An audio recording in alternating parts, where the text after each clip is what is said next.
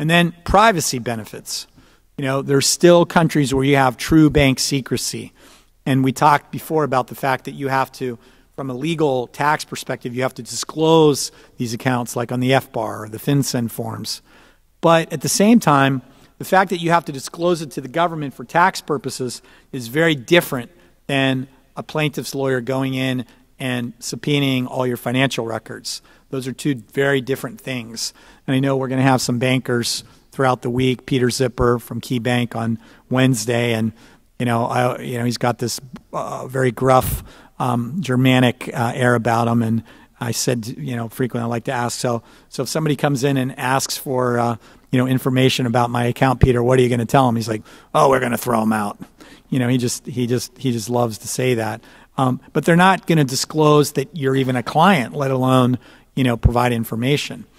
Whereas in the United States, we do have bank secrecy laws, but sort of like Alice in Wonderland in the world of the Mad Hatter, the bank secrecy laws tell the banks that they have to disclose information about you and your accounts to the government whenever requested to do so, and they have to keep the disclosure secret from you.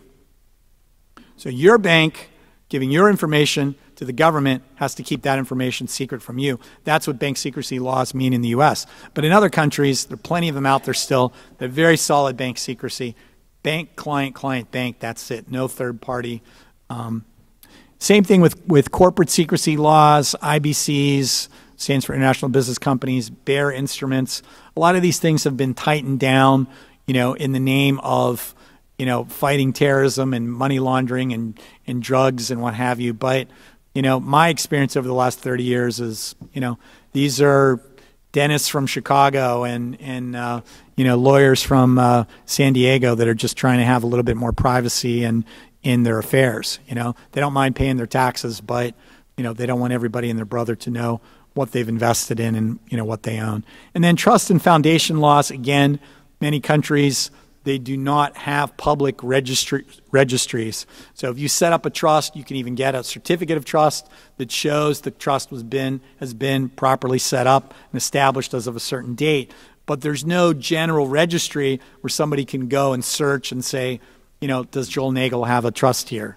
They can't do it because that doesn't exist. And I always find it interesting. I do a lot of work and spend a lot of time in Belize, as I'm sure a lot of you know. And the wealthiest Belizean British citizen is a fellow by the name of Lord Michael Ashcroft, real character. Gotten to know him over the years. But I find it interesting that whenever the papers write about him, they always use a very interesting word when they described him.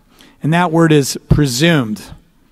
They say Lord Ashcroft is presumed to own Belize Bank, and he's presumed to own the electric company. He's presumed to own the phone company. Presumed, presumed, presumed. Why do they say that word presumed? Because he uses all of these structures, and they don't know, and he's not telling, right? So you don't have to be a billionaire or even, have millions and millions of dollars to be concerned about privacy. I would say when clients come to see me, particularly doctors, right, because they're so worried about getting sued, that privacy is still one of the main reasons that they want to do asset protection to begin with, but international asset protection even more so because of the privacy benefits.